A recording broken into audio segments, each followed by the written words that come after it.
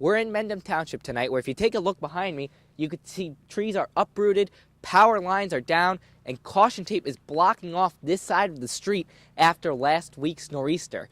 With another significant storm set to hit this area tomorrow, the mayor of Mendham said in a letter to residents tonight that the township is still in recovery mode. Good evening. We're here at Lincoln Park Elementary School in Lincoln Park, where students were forced to evacuate earlier this afternoon due to a bomb threat. Now, we talked to School Superintendent Jim Grube, who said that this was the first time that students were forced to evacuate from campus, but that everybody remains safe at this time.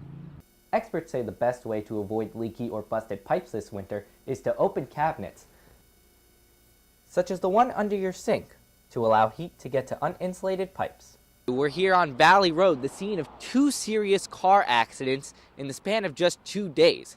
Yesterday, a 78-year-old woman was struck and killed, and tonight, 2 more pedestrians have been hit. Con Edison CEO John McAvoy said today that 28,000 Westchester County customers are still without power in the aftermath of Winter Storm Riley. And with another snowstorm looming tomorrow, their wait for power to be restored could go even longer. Good evening. We're outside Dunwoody Golf Course in Yonkers, where tonight authorities have shot and killed a coyote responsible for 2 separate attacks on the South County Trailway this afternoon. Westchester County Police Public Information Officer Kieran O'Leary said that at about 6:15 p.m., the coyote was cornered at the Dunwoody Golf Course after several hours of extensive tracking. The coyote emerged from a brush and attacked a Westchester County police officer, but was then shot and killed. In the past 24 hours, there have been 4 separate coyote incidents in Westchester County, but O'Leary is still not certain that this animal is the only culprit. So it is too early for us to say whether this is the coyote. You know, there have been multiple incidents, Hastings-on-Hudson, in the city of Yonkers, and then on Westchester County property in the city of Yonkers. We will not know probably until tomorrow at the earliest whether this is the same coyote that has been involved. That will take some tests by the health department and others. In the span of about an hour between 2 and 3 p.m., the coyote attacked a woman, then a man, who were each riding their bicycles on the trailway. The woman was able to escape without any injuries, but the 24-year-old man was taken to a local hospital after being bitten. One Yonkers resident said they didn't even know that coyotes lived in the city.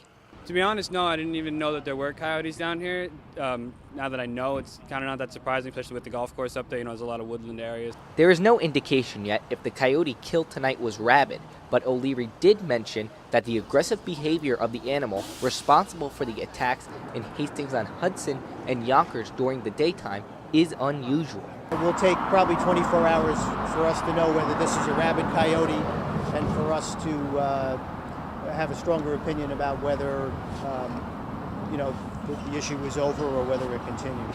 As the investigation continues, O'Leary cautions residents that if you see a coyote, do not engage with it. In Yonkers tonight, Stephen Milewski, FiOS 1 News. As Christmas season rolls around once again, so do the model trains of the annual Sound and Light Show at the Model Railroad Club.